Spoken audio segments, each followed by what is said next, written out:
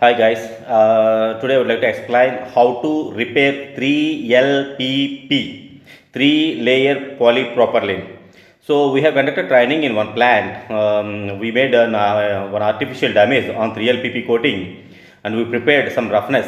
So what we have to do actually, so if the steel exposed, then we have to prepare some roughness on 3LPP with using some SanDisk or P36 SanDisk, or you can do sandblasting. I mean, you can do blasting also. You can prepare surface, as I told, of surface preparation also. So then what you have to do, you have to mark 50 mm away from the damages in all directions. So that means 50 mm is 2 inches. You see what we are doing, we are just marking that one. You have to, mark 50 mm from the edge of the damages. So the IOCL guys, they are witnessing. These are the IOCL guys. So he is from Wellspun, and we marked that location 50 mm from the damaged location. So then what we have to do actually, what if we mark that area, then we have to make some roughness. Already we prepared some roughness on steel portion, exposed steel portion. Now we have to prepare roughness on 3LPP, that means patch coverage area. So now they are using power tool. They use some SanDisk. So we have to prepare roughness. We cannot rotate the grinding wheel. We have to do the grinding from one end to another end. We cannot rotate the grinding wheel. So you see the reference. So this type of SanDisk we have to use. So the size of the SanDisk is, you see how we did roughness. The size of that SanDisk is P36. So the grid size is 36. You can use 24 also. So once if we complete that roughness, then what we have to do, we have to preheat steel portion, exposed steel portion with hot eye tool. We cannot use heating torches. So we have to use hot eye tool. We have to measure the temperature. It should be minimum, greater than 60 only. It's about 60 to 80 degrees. Then you have to apply epoxy. You can use 1401 black epoxy or 1401 gray epoxy. We have two options. So once if they reaches the required temperature on the steel portion, then you have to apply epoxy on exposed steel portion, because epoxy is the main anti-corrosive product. So that is why you have to cover all the exposed steel portion once it reaches required preheat temperature. So the guy applying epoxy on exposed steel portion, you cannot apply epoxy on 3LPP coating. So on 3LPP you cannot apply epoxy. You have to apply epoxy only on the steel portion only. So we are applying. You can preheat up to 90 degrees or 100 degrees on the steel portion, no issue, because actually the epoxy should be cured before applying melt stick. So after applying this epoxy, we have to fill that gap, fill that damaged area with melt stick, PP melt stick. So that is why before applying the melt stick, the epoxy should be cured. So that is why you can preheat steel surface up to 90 degrees also, no issue. It should be more than 60 degrees Celsius, 60, 70, 80, 90, it's not an issue. Okay. So now this guy applying epoxy. Once if it is completed, and if you want to cure that epoxy, you can post cure the epoxy with hot eye tool. You cannot use the heating torch, but you can post cure epoxy with hot eye tool.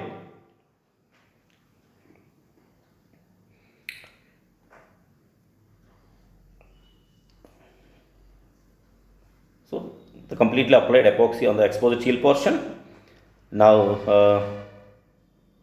you can post cure. You see, this guy is post curing the epoxy with a hot eye tool. We cannot use heating torch. So simply post cure that epoxy. Once if it is cured, then we have to fill PP melt stick, polypropylene melt. You see the DFT. So the epoxy DFT is 369 microns. It should be, greater than 200 microns only. So there once if you measure the DFT, so then immediately you have to preheat that melt stick, PP melt stick, and fill that gap with melt stick, because the PP melt stick, we have to fill that gap. There is a damage, so the damaged area we have to fill with the PP melt stick. So this is the PP melt stick. We have to preheat melt stick. Once if it is melted, you have to fill that entire portion with you have to preheat with hot eye tool only. You cannot use heating torch. Okay, we have to fill that damaged portion with a PP melt stick. It's compatible with the same. It's the same material. It will compatible with the 3L PP bill coating existing coating because it's the same PP material. So then again we have to preheat the entire marking area. So already we mark that 50 beyond the damage area from all the directions. So entire that portion we have to preheat up to greater than 100 degrees Celsius. It should be minimum 100 degrees Celsius. It should be greater than 100, maybe 120, 130, no, not an issue, but minimum 100 degrees. We have to preheat 3LPP, 3 layer polypropylene, the damaged location. The marking what we did actually here, at the 50 beyond the damaged portion from all the directions. We have to preheat, just measure the temperature. Once it reaches greater than 100 degrees Celsius, we have to apply a repair patch. And we cannot use, you see the temperature is greater than 100 degrees Celsius. It's around 105, 110, it's okay. So 125 degrees Celsius. Then we have to apply PPRP, polypropylene repair patch. It's called PPRP, polypropylene repair patch.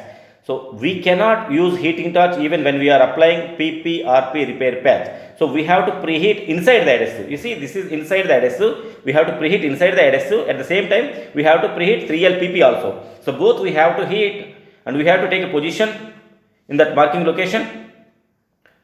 Just place it and heat from the inside. When you are giving the heating with a hot eye tool, the same, 3LPE and PP adhesive, PP repair patch adhesive, both we have to heat. So when you are giving the heating on 3LPP and PP repair patch, the inside adhesive will melt, at the same time the 3LPP also will melt. So the bonding will be very good. So you press down, once if you are heating, during the heating, just you press down from the edge.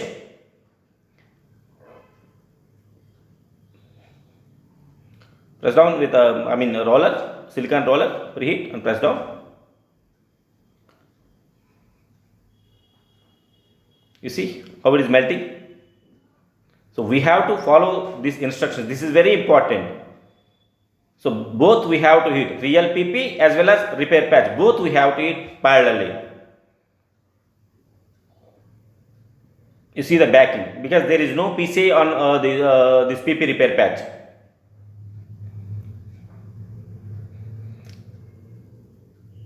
Heat it, paste it and roll it. So how you have to roll? From the center to top, center to down, center to up, center to left, right, top and bottom. So from the center only you have to apply the roller. During the application, applying the roller, you have to preheat the repair patch with a hot eye tool. So the adhesive will melt. When you are giving the heating, the adhesive will melt. So then you can apply roller very easily. So the adhesive has to come out from all the directions from the patch. You see, the adhesive has to come out from all the directions. You see here. That's it. Thank you very much for watching my video. If you have any doubts, please contact me. My mobile number is 800 8185 444.